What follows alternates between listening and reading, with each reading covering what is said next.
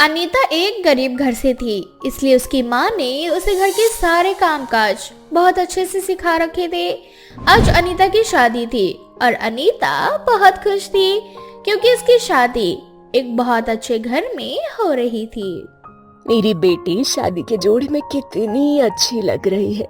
भगवान करे मेरी बेटी को कभी किसी की नजर ना लगे। देख बेटा, मैंने तुझे जो भी सिखाया है तुझे अब सब अच्छे से याद तो है ना? माँ तुम उसकी चिंता मत करो, मुझे सब याद है। तुम्हारी बेटी बहुत अच्छे से ससुराल संभालेगी और मेरा ससुराल में पहला दिन भी बहुत अच्छा जाएगा। जानती हूँ बेटा, फिर भी ख्याल रखना ससुराल में। आज तेरा पहला दिन है और ये बहुत ही महत्वपूर्ण होता है। अगर उस दिन तू अपने सास ससुर का दिल जीत जाएगी ना, तो तुझे जिंदगी में कभी किसी चीज की परेशानी नहीं होगी। वहाँ पर सबसे घुल मिल कर रहना। हाँ, अनीता अपनी माँ की बातों को गांठ बांध लेती है। अब बहुत जल्द अनीता की शादी राहुल से हो जाती है। शादी के बाद जब अनीता अपने ससुराल में आती है तो सब उससे बहुत प्यार करते हैं। तो वहीं दूसरे ओर अनीता की सास विमला अपनी बड़ी बहू काव्या से कहती है, काव्या बहू अनीता बहू गरीब परिवार से हैं। उन्हें यहाँ के रहन सहन के बारे में नहीं पता। कल उसका ससुराल का पहला दिन है और पहली रसोई भी, तो तू उसे सब कुछ अच्छे से समझा देना और उसकी मदद भी कर देना। माँ जी आप चिंता क्यों करती है? मैं हूँ ना अपनी देवरानी जी का ख्याल रखने के लिए। उस गरीब का तो मैं इतने अच्छे से ख्याल रखूंगी कि वो भूल ही जाएगी कि वो ससुराल में बहू बनकर आई है या नौकरानी। काव्या भी एक बड़े घर की लड़की थी, इसलिए उसे बहुत घमंड था अपनी अमीरी का। वह अपने से गरीब को देखना भी पसंद नहीं करती थी और बेचारी अनीता तो एक गरीब परिवार से थी। अब काव्या अपनी देवरानी की मदद करने के बजाय उसको परेशान करने की सोचती है और उसके कमरे में जाकर उससे कहती है, देवरानी जी मैं समझ सकती हूँ, आज तुम बहुत नर्वस होगी। ऐसा ससुराल और इतना बड़ा घर देखा भी नहीं होगा ना तुमने। वैसे ऐसे किस्मत कहते हैं। अच्छा मैं तुम्हें यहाँ ये बताने आई थी कि कल तुम्हारा ससुराल में पहला दिन है। तुम्हारी माँ ने तुम्हें कुछ सिखा कर भेजा भी है या नहीं? या सब कुछ मुझे बताना पड़ेगा? नहीं दीदी, मुझे बताने की कोई जरूरत नहीं। मेरी माँ ने मुझे सब बता दिया। मैं कल का दिन अच्छे से संभाल लूंगी, आप निश्चिंत हो जाइए। अनीता का कॉन्फिडेंस देखकर काव्या डर जाती है। अब अपनी देवरानी को परेशान करने के लिए काव्या सुबह होने का इंतजार करती है। अगली सुबह अनीता किचन में खाना बनाने के लिए चली जाती है, तो वहीं काव्या भी अनीता पर नजर रखती है। अब जैसे ही अनीता किसी काम से किचन से बाहर जाती है, वैसे ही काव्या किचन में आकर खाने में जानबूझकर नमक और मसाला भर देती है। अब आएगा मजा, जो माँ इतना मसालेदार और नमक वाला खाना खाएंगे तब इस गरीब को इसकी असली औकात याद दिलाएगी। पता नहीं देवर जी ने इसमें क्या देखा जो इससे शादी कर ली और मेरे पल्ले गरीब देवरानी बांधी। अब काव्या खाने में नमक मसाला डालकर वहाँ से चली जाती है। कुछ देर बाद जब अनीता सबको खाना परोसती है तो खाना खाते ही सबके कानों से धुआं निकलने लग जाता है और राहुल अनीता से नाराज हो जाता है। अनीता ये सब क्या है? ये तुमने जानबूझकर किया है ना? क्योंकि मैं बहुत अच्छे से जानता हूँ तुम्हें खाना बनाना आता है, पर फिर भी तुम्हारा खाना इतना गंदा कैसे हो सकता है? पर राहुल जी मैंने खाना तो बिल्कुल सही बनाया था, लेकिन उसके बाद भी खाने में नमक और मसाले तेज कैसे हो सकते हैं? तो तू कहना क्या चाहती है बहू? मेरा बेटा झूठ बोल रहा है? मुझे तुमसे ये उम्मीद नहीं थी अनीता बहू। सच में ऐसा लग रहा है जैसे तूने नमक और मसाले का पूरा डिब्बा ही सब्जी में डाल दिया हो। बड़ी बहू तू कुछ हल्का मेरे लिए खाना बना दे। छोटी बहू के माँ बाप ने तो इसे कुछ सिखाया ही नहीं। सबकी बातें सुनकर अनीता कुछ नहीं बोलती, तो वहीं अनीता को डांट खाता देख काव्या को बहुत अच्छा लगता है। अब काव्या अपनी देवरानी को और परेशान करने के लिए जानबूझकर अनीता से कहती है, अनीता सुबह से शाम हो गई पर मैंने तुम्हारे घर से कुछ नहीं देखा। तुम्हारे गरीब माँ बाप ने तुम्हारे ससुराल वालों के लिए कुछ भेजा भी है या नहीं? ये सिर्फ तुम्हें खाली हाथ भेज दिया? हाँ नहीं, ऐसा नहीं है दीदी, माँ ने सबके लिए तोहफे भिजवाए हैं। मैं बस माँ जी का इंतजार कर रही थी, जब वो बोलेंगे तभी तुम्हें दिखाऊंगी ना। चलो कोई बात नहीं, तुम मुझे सारा सामान दिखा दो, मैं माँ जी से जाकर बात कर लूंगी। अगर माँ जी का गुस्सा शांत हो जाएगा तो शायद वो तुम्हें अपने पास बुला ले। वैसे ससुराल में पहले ही दिन तुमने बहुत बड़ी गलती कर दी अनीता। अनीता अपनी जेठानी की ये बात सुनकर उदास हो जाती है और अपने मायके से लाया हुआ गिफ्ट अपनी जेठानी को दिखाती है। पर तभी किसी काम से राहुल अनीता को आवाज लगाता है और अनीता राहुल के पास चली जाती है, जिसके बाद काव्या अनीता के मायके से आए हुए कपड़ों को जानबूझकर कैंची से काट देती है। माफ करना देवरानी जी, पर सच में आपके मायके वालों ने बहुत अच्छा गिफ्ट दिया है, लेकिन क्या करूं मैं, किसी गरीब लड़की के हाथ से गिफ्ट नहीं ले सकते ना, इसलिए मुझे ये सब कुछ करना पड़ रहा है।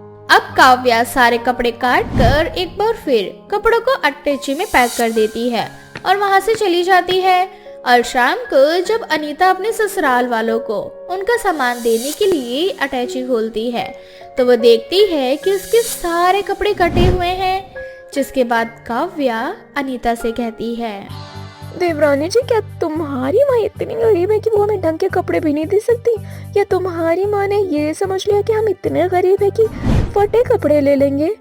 दीदी, मेरी माँ ने अच्छे कपड़े दिए थे, पता नहीं कैसे कट गए, आप मेरा विश्वास कीजिए।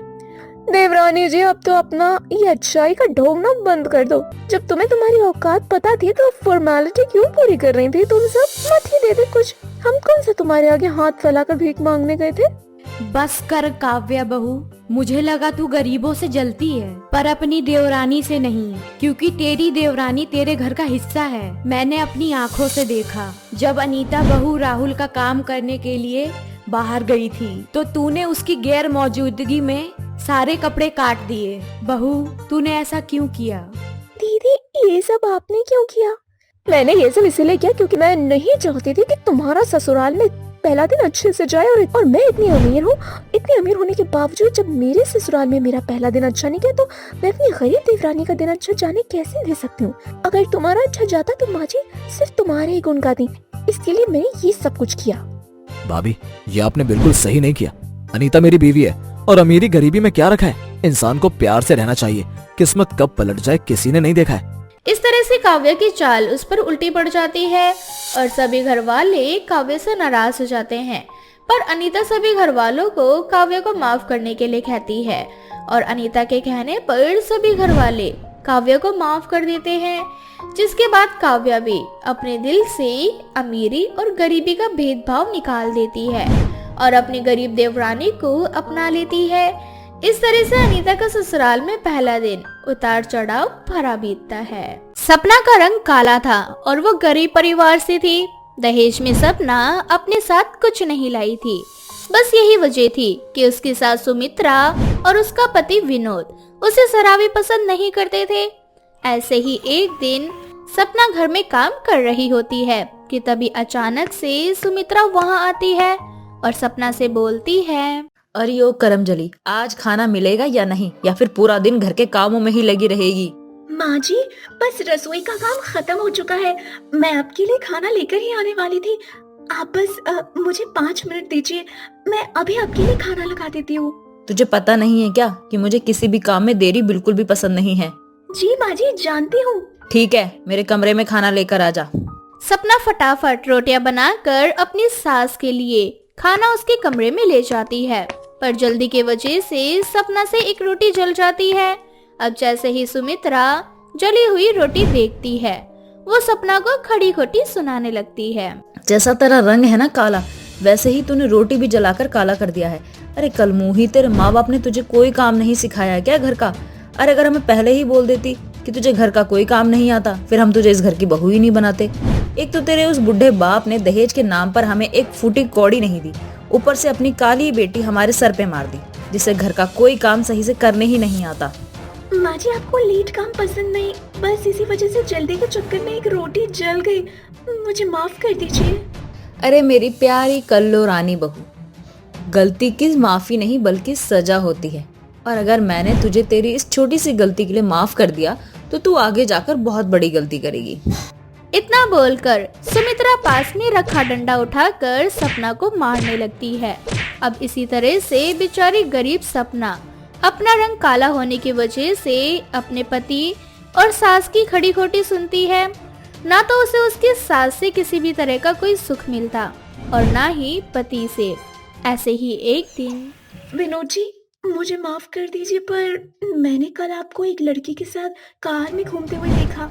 आप घर से ये कहकर जाते हैं कि आप काम पर जाते हैं, पर मुझे शक है कि आप काम पर ना जाकर किसी दूसरे लड़के के साथ घूमते हैं। ओह, तो अब तू मुझ पर नजर रखने लगी है, जासूसी करती है। नहीं विनोद जी, वो तो कल मैं सब्जी लेने के लिए मार्केट गई थी, तभी मेरी नजर आप पर पड़ गई। पहले तो मैंने सोचा कि शायद वो आपकी कोई कस्टमर या बॉस है, पर आप उनके साथ जिस तरह से फ्लर्ट कर रहे थे, देखकर ऐसा लगा मानो जैसे आपका और उस लड़की का अफेयर चल रहा है। देख, अगर तू चाहती है कि मैं तुझे तलाक ना दूं और तू मेरे साथ मेरी बीवी बनकर इस घर में पड़ी रहे, तो अपना मुंह, दिमाग और आंख बंद करके रखा कर। खबरदार अगर तूने इस बारे में घर में किसी को भी बताया। और हाँ, चल रहा है मेरा अफेयर उस लड़की के साथ, बोल क्या कर लेगी? विनोद जी, आप मुझे इतना बड़ा धोखा नहीं दे सकते। मैं आपकी पत्नी हूँ। इसी बात का तो दुख है मुझे कि तू मेरी पत्नी है। अरे मुझे एक अमीर लड़की चाहिए थी, गोरी चिट्टी, जो मेरा ख्याल रख सके, जिसे मैं कहीं पर भी अपने साथ ले जा सकूं। पर मुझे बीवी के रूप में तू मिली। तेरे रंग की तरह तेरा काला साया मुझे मिला। मुझे शर्म आती है तुझे अपनी बीवी कहते हुए, तुझे अपने साथ बाहर ले जाते हुए। विनोद सपना को खड़ी खोटी सुना ही रहा होता है कि ये सारी बात उसकी माँ सुमित्रा सुन लेती है। अपनी माँ को कमरे के बाहर देख विनोद के होश उड़ जाते हैं और वो अपनी माँ को सफाइयाँ देने लगता है। माँ, आपने जो भी सुना वो सब सच नहीं है। ये तो बस मैं सपना को सुनाने के लिए बोल रहा था। मेरा किसी भी लड़की के साथ कोई अफेयर वफेयर नहीं चल रहा है। अरे लल्ला, इतना परेशान क्यों हो रहा है? अगर तेरा किसी लड़की के साथ अफेयर चल रहा है तो इसमें मुझे कोई आपत्ति नहीं है। मैं तो खुद परेशान हूँ इस कलमुही से। तेरे बाबूजी के जो कारनामे थे उन सबको हम क्यों भुगते? खुद तो आराम से भगवान के पास चले गए हैं हमारे सर पे ये काली बहू को छोड़कर। और तेरा जिस लड़की से अफेयर चल रहा है ना, तो उसी लड़की से शादी कर लेता। क्या माँ, आप सच कह रही हो? आपको मेरे अफेयर से कोई प्रॉब्लम नहीं है? क्या मैं सच में कोमल से शादी कर सकता हूँ? हाँ बेटा, क्यों नहीं। अगर लड़की गोरी और अमीर है तो। माँ, फिक्र मत करो, कोमल बहुत गोरी और अमीर है। उससे शादी करने के बाद हमारी लाइफ सेट हो जाएगी और वो तो मुझसे शादी करने के लिए पागल है। पर मेरे होते हुए आप इस घर में मेरी सौतन नहीं ला सकते। तो फिर तुम चली जाओ, तुम्हारे जाने के लिए इस घर के दरवाजे खुले। Get out. इस तरह से बहुत जल्द विनोद कोमल नाम की गोरी और अमीर लड़की से शादी करके उसे घर ले आता है। कोमल आते ही सपना को घर से बाहर निकाल फेंकती है। मेरी प्यारी गरीब काली सौतन, अब तुम्हारी इस घर में कोई जगह नहीं है, इसीलिए फटाफट अपना सामान उठाओ और निकल जाओ इस घर से। क्यों विनोद और मम्मी जी?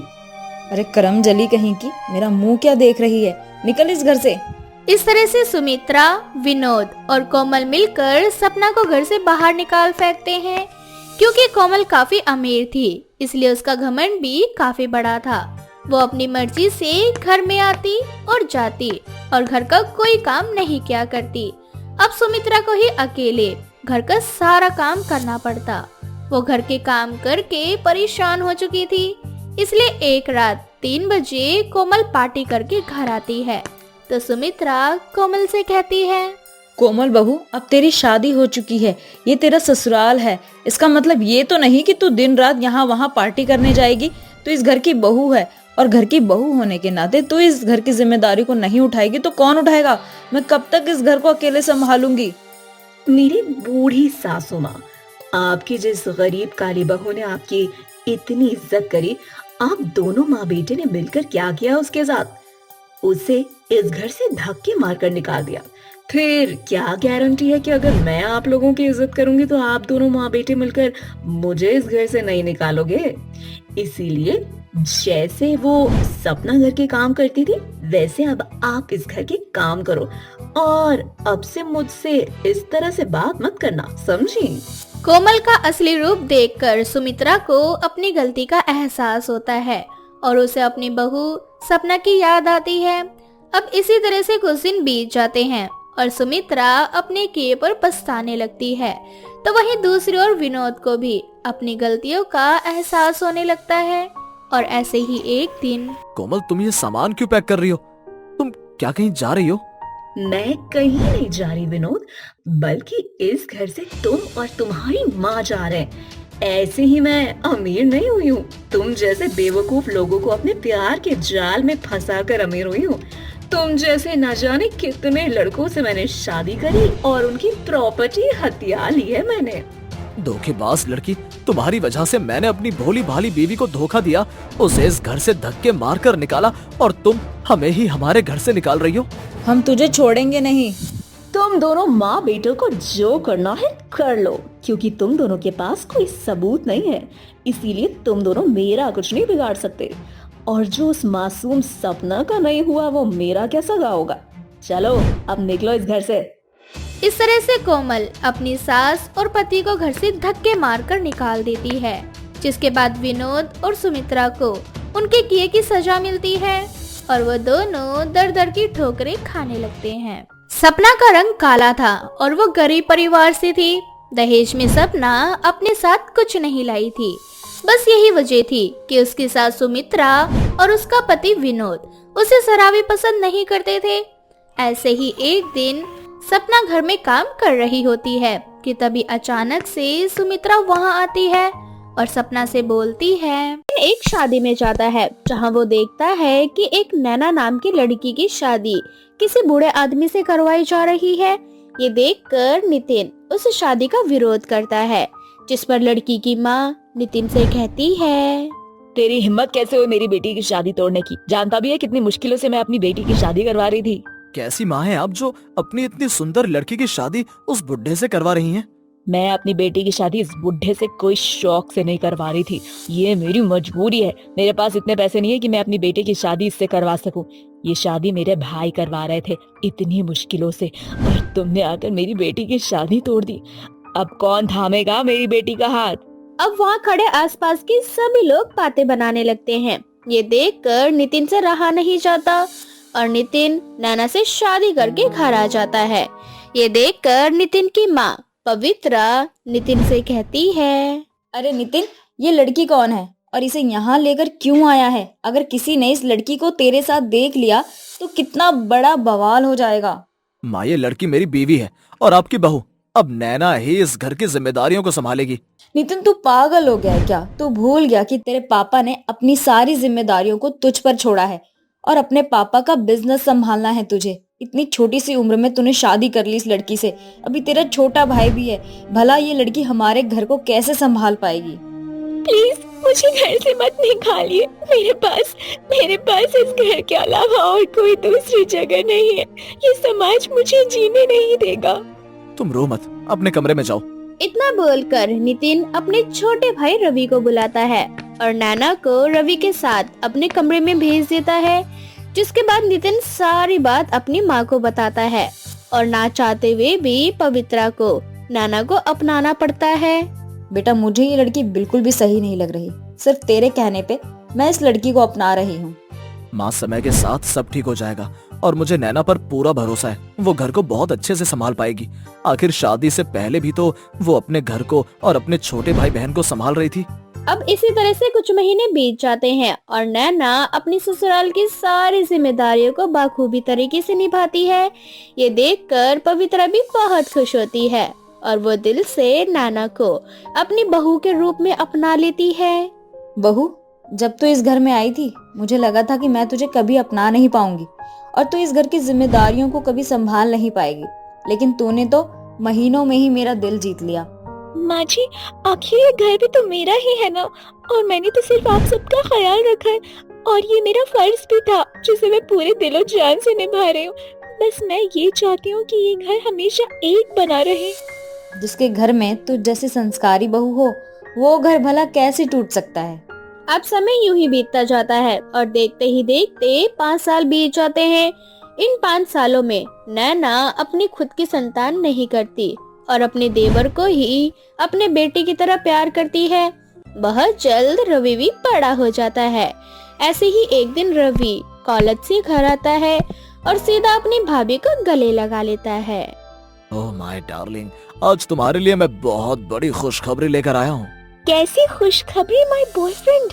डार्लिंग, तुम्हारा बॉयफ्रेंड पूरे कॉलेज में फर्स्ट आया है और मैं चाहता हूँ कि ये खबर तुम भैया को ना दो, क्योंकि रात में जब भैया आएंगे तो मैं उन्हें सरप्राइज दूंगा।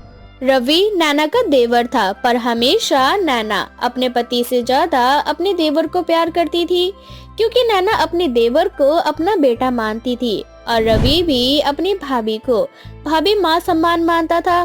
पर शायद उन दोनों की नजदीकियाँ कहीं ना कहीं नितिन को बेचैन कर रही थी। भैया आप घर आ गए, अच्छी बात है जो आप आज जल्दी घर आ गए। चलो सब साथ में रेस्टोरेंट चलते हैं। आज मेरे पास आपके लिए एक बहुत बड़ी गुड न्यूज है। अगर वो खाना खाते हुए आप सुनेंगे तो आप भी खुशी के मारे खिलखिला जाएंगे। हाँ, रवि बिल्कुल सही कह रहा है। वैसे भी हमें काफी समय हो गया है एक साथ बाहर गए। सबके कहने पर नितिन मान जाता है। अब सब गाड़ी में बैठते हैं, पर जबरदस्ती रवि नितिन से गाड़ी की चाबी ले लेता है। भैया आज गाड़ी मैं चला लूंगा और मेरी गर्लफ्रेंड यानी कि मेरी डार्लिंग मेरे साथ बैठेगी। भाभी आज आप मेरे साथ आगे बैठना। अब मैं भला अपनी बॉयफ्रेंड की बात कैसे टाल सकती हूँ? अब नैना रवि के साथ आगे बैठ जाती है और नितिन अपनी माँ के साथ पीछे। पर नितिन के दिलो दिमाग में शक बैठ जाता है कि रवि और नैना के बीच कुछ चल रहा है। अब इसी तरह से कुछ दिन बीत जाते हैं और ऐसे ही एक दिन। नितिन, मैं देख रही हूँ कुछ दिनों से आप बड़ी ही परेशान हैं। मैं परेशान रहूं या ना रहूं उससे तुम्हें क्या मतलब? तुम्हें मेरी फिक्र कब से होने लगी? नितिन जी, आप कैसी बातें कर रहे हैं? मैं आपकी बीवी हूँ। अगर मुझे आपकी चिंता नहीं होगी तो फिर किसे होगी?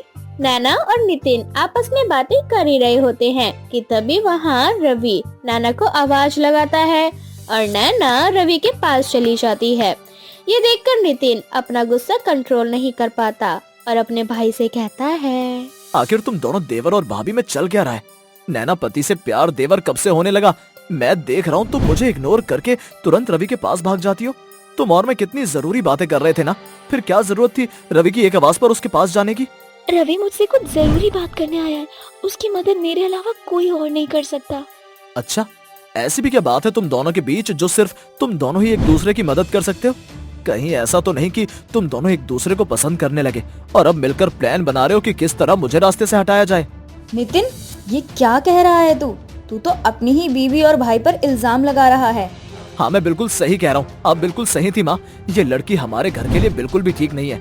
इसे अपने से बड़े उम्र के लड़के या अपने से छोटे उम्र के लड़के पसंद आते हैं। पति के होते हुए भी इसे अपना देवर ज्यादा प्यारा हो गया है, तभी तो इसके साथ। भैया ये सब आप क्या बोल रहे हो? ऐसा कुछ नहीं है जैसा आप सोच रहे हो। मैं क्या सोच रहा हूँ उसको छोड़ो और ये सोचो कि तुम दोनों अब अपना राज कैसे छुपाओगे, क्योंकि मुझे तो सब पता चल चुका है। नितिन ये सब कुछ बोल ही रहा होता है कि तभी नैना नितिन को एक थप्पड़ लगाती है और उससे कहती है, आपने देवर और भाभी के रिश्ते पर कलंक नहीं लगाया बल्कि माँ और बेटे के रिश्ते पर कलंक लगाया। मैंने रवि को अपनी औलाद की तरह पाला है, इसीलिए अपनी खुद की कभी औलाद नहीं की और आप इस तरह से बातें कर रहे हैं। माँ जी मुझे माफ कर दीजिए, मैं इस कलंक के साथ इस घर में नहीं रह सकती। इतना बोलकर नैना घर छोड़कर चली जाती है और नितिन उसे रोकता भी नहीं है, जिस पर पवित्रा अपने बेटे से कहती है, नितिन, लगता है तूने अपने आंखों पर पट्टी बांध ली है, तभी तो तुझे सच्चाई नजर नहीं आ रही।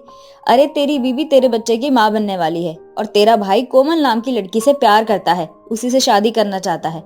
यही सरप्राइज तेरी बीवी और तेरा भाई मिलकर तुझे देना चाहते थे, पर तू तो उन्हें ही दोषी ठहरा रहा है। सारा सच जानने के बाद नितिन को अपनी गलतियों का एहसास होता है और नितिन जल्दी से नैना के पास जाता है और अपनी गलतियों की माफी मांगता है। साथ ही नितिन बड़े ही धूमधाम से अपने भाई रवि की शादी करवाता है और बहुत जल्द नितिन और नैना एक बहुत ही प्यारी सी बच्ची के पेरेंट बन जाते हैं और अपनी जिंदगी की एक नई शुरुआत करते हैं, जिसमें नैना और नितिन के बीच किसी भी तरह की कोई गलतफहमी नहीं रहती। नितिन एक शादी में जाता है जहां वो देखता है कि एक नैना नाम की लड़की की शादी किसी बूढ़े आदमी से करवाई जा रही है। ये देखकर नितिन उस शादी का विरोध करता है, जिस पर लड़की की माँ नितिन से कहती है, तेरी हिम्मत कैसे हुई मेरी बेटी की शादी तोड़ने की? जानता भी है कितनी मुश्किलों से मैं अपनी बेटी की शादी करवा रही थी। कैसी माँ है आप जो अपनी इतनी सुंदर लड़की की शादी उस बुढ़े से करवा रही हैं? मैं अपनी बेटी की शादी इस बुढ़े से कोई शौक से नहीं करवा रही थी, ये मेरी मजबूरी है। मेरे पास इतने पैसे नहीं है कि मैं अपनी बेटी की शादी इससे करवा सकूं। ये शादी मेरे भाई करवा रहे थे इतनी मुश्किलों से, और तुमने आकर मेरी बेटी की शादी तोड़ दी। अब कौन थामेगा मेरी बेटी का हाथ?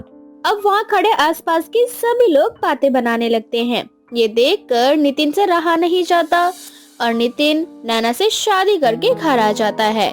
ये देखकर नितिन की माँ पवित्रा नितिन से कहती है, अरे नितिन, ये लड़की कौन है और इसे यहाँ लेकर क्यों आया है? अगर किसी ने इस लड़की को तेरे साथ देख लिया तो कितना बड़ा बवाल हो जाएगा। माँ ये लड़की मेरी बीवी है और आपकी बहू। अब नैना ही इस घर की जिम्मेदारियों को संभालेगी। नितिन तू पागल हो गया है क्या? तू भूल गया कि तेरे पापा ने अपनी सारी जिम्मेदारियों को तुझ पर छोड़ा है और अपने पापा का बिजनेस संभालना है तुझे। इतनी छोटी सी उम्र में तूने शादी कर ली इस लड़की से। अभी तेरा छोटा भाई भी है, भला ये लड़की हमारे घर को कैसे संभाल पाएगी?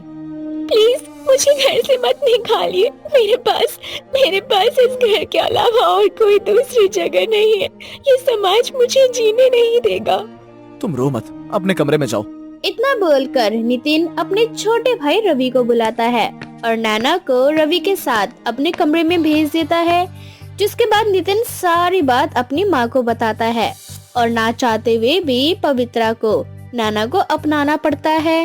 बेटा मुझे ये लड़की बिल्कुल भी सही नहीं लग रही। सिर्फ तेरे कहने पे मैं इस लड़की को अपना रही हूँ। माँ, समय के साथ सब ठीक हो जाएगा और मुझे नैना पर पूरा भरोसा है। वो घर को बहुत अच्छे से संभाल पाएगी। आखिर शादी से पहले भी तो वो अपने घर को और अपने छोटे भाई बहन को संभाल रही थी।